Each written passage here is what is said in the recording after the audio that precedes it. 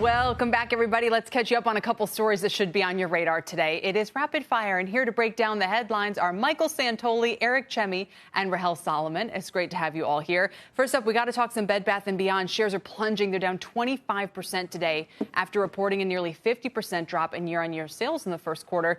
They also plan to close about 200 stores over the next 2 years to cut costs. Courtney Reagan spoke to the CEO, Mark Tritton, this morning. Here's what he had to say. Over 500,000 people downloaded the apps. We had over 200 million unique visits to our website. We had 10% of our customers shopping our website completely new to Bed Bath & Beyond. And then another 40% of our existing stores-based customers starting to use us as an omni-channel retailer. So as we're coming back from the COVID moment, we think we're coming back with real brand strength, ease and convenience strength, and assortment curation strength that our guests are really leaning into. And Ms. Reagan has appeared for us as well with some more context on this. Courtney, so 82% sales increase in digital sales in the first quarter. Investors seem to be saying, so what? We are not happy.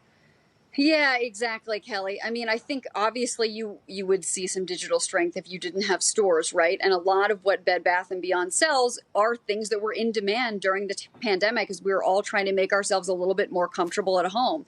But this has got to be a show me story, Kelly. I mean, Mr. Tritton came in November of 2019 and basically is starting to lay out a plan that kind of rips the guts out of Bed Bath & Beyond and starts it all over again. I mean, he's got 5 new executives in the C-suite. He's done a sale leaseback. He's looking at non-core assets to sell off. They tried to sell personalizationmall.com to 1-800-Flowers, though there's a lawsuit right now about whether or not that sale is actually going to go through because of the pandemic. So there's a lot going on anyway, and then a pandemic happens. So I think it's just really hard to know if this is going to work out. Michael Santoli, why don't you think there's a better reaction? I mean, they are closing stores. Sometimes investors reward that. They think at least they'll stop shedding money. Yeah, what's amazing to me, it's only about $1 billion market value right now, and the market seems not to want to hear that a company of the scale of Bed Bath & Beyond that's been around for so long is kind of just getting started in omni-channel. I mean, that really was the message conveyed right there.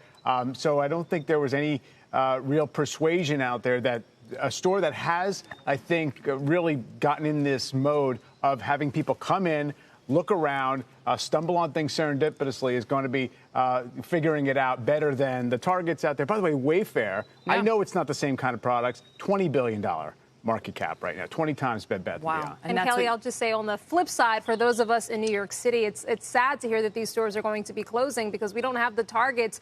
Bed Bath & Beyond, that was the place that we went to get things for our home. So I think Mike certainly makes a good point about the haves and the have-nots, and it's maybe a little bit too late to really be accelerating into e-commerce. Yeah. But for those of us who only had this company, it's sad to see. I know. You try to get deliveries in the city. Like, good luck to you. It's a nightmare.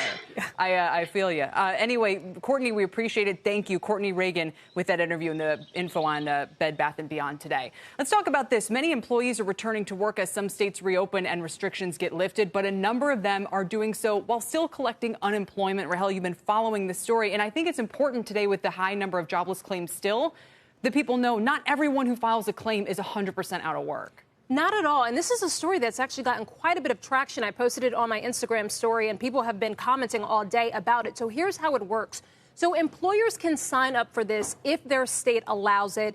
It's allowed in about half the U.S. states and Washington, D.C. But essentially what happens is rather than lay off employees, you would sort of just reduce hours across your workforce or in certain divisions, thereby saving some money for the employer, but also saving some money long term, because then you don't have to rehire workers and then retrain workers. That's a very expensive process. And then, of course, for the employees, well, they get to keep their job. Their hours are reduced, and they can get partial unemployment depending on how much their hours were reduced. We're seeing this program really surge in popularity in states that carry it. In New York, for example, popularity is up 1,200% post-COVID as opposed to pre-COVID. Take a look at Arizona. That's up almost 5,500%. Ohio, 1,600%. For the states that offer this program, it's become wildly popular. Now, on the flip side, Kelly, I will say, I asked one of our experts that we talk to a lot on this unemployment beat, why wouldn't more states, all the states, have this?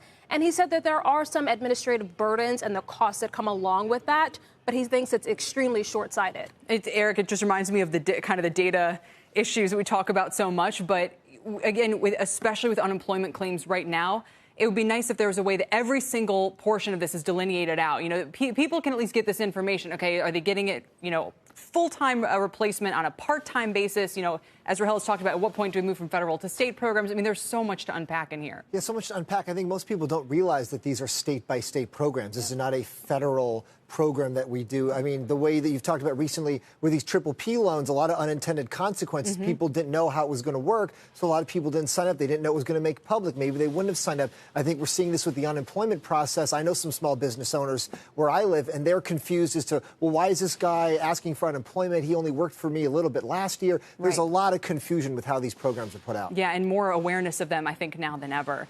All right, next up, the big news from the Ivy League yesterday was that they are canceling fall sports until at least January because of coronavirus. It makes it the first Division I conference to do so. CNBC spoke with Sydney Cummings, a Brown University soccer player. Here's her take on that decision.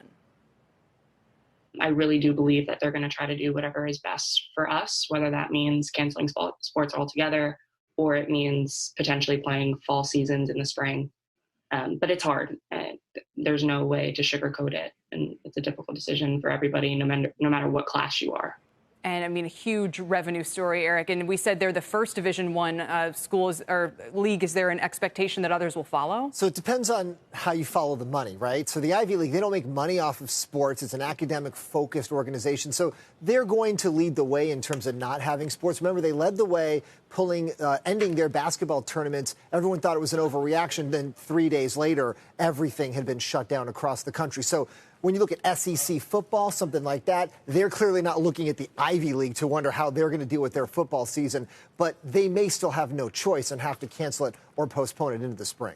And Mike, I mean, you know, I don't think baseball would have been in jeopardy, but there are going to be a lot of sports and a lot of schools that don't make it through this pandemic. For sure. Obviously, you can't put the college teams or leagues in a bubble like the pro leagues are doing right now. You're talking about bus rides. Also, a lot of the schools, I think, are going on the basis of coming back to campus, but maybe with an idea toward, you know, later in the autumn or in the winter, kind of going to online. So it just seems like there's too many moving parts. So many schools can just fall away. So probably not going to be the first thing that these schools make sure happens as they try to get back to something like normal. Yeah, yesterday, Eric, Stanford said they're getting rid of 11 varsity sports, men's and women's fencing, field hockey, rowing, sailing, squash, synchronized swimming, men's volleyball, and wrestling. I mean, especially with Title IX, it's going to be the men's sports that take the brunt of this, right? Or supposedly equally, right? They should get canceled equally. Right. Money-losing sports, right? Most sports at most colleges, almost all of them lose money other than football and to some extent basketball. So you're going to see these kind of programs get cut. It's not just Stanford. Hundreds of sports teams across the country have been getting cut, and it's just going to continue. Well, let's talk about something a little more hopeful. You know, Six Flags, well, the shares, all right, they're lower today, but they got a bump initially. There was an upgrade to buy at Janney Montgomery Scott, citing an attractive valuation, I'm sure, and Six Flags exposure to some of the biggest U.S. markets. They're saying it's bearish on the broader theme park industry, including Cedar Fair and SeaWorld, but Six Flags, guys, is the lone standout. Okay, you know, Rahel, what I really want to talk about, did you guys see this story today in the Wall Street Journal? That, okay, if you're in Japan, they're going to try to ban screaming on roller coasters because when you scream, you emit particulate. So even wearing a mask, they think it's dangerous. And I want to know, if you go to Six Flags and you can't scream on a coaster, why go? Well, you know what's funny? So CNBC.com published a firsthand account of one of our reporters who went to Six Flags. And he said that the experience was a little different, but it was still fun. And he said that one of the things that he noticed that was different is that when he was on one of the roller coasters, I myself am not a fan of roller coasters, but that's a story for another day. But he said when he was on the roller coaster, he had to hold down his mask. And I thought, what a weird thing to have to do. But yeah, apparently for people who still want to go to Six Flags, it's still an okay experience. One thing I will say, Kelly, is that I took a look at the note. The reason why analysts here like Six Flags as opposed to some of its competitors is because it has more geographic diversity as opposed to some of the other theme parks. They think that it's attractively priced. And they also know that, you know, in the short term, yes, these parks get like 50% of their income and their revenue in the summer months. That's pretty much a wash. But they say hold on to it long term. It might be worth the ride.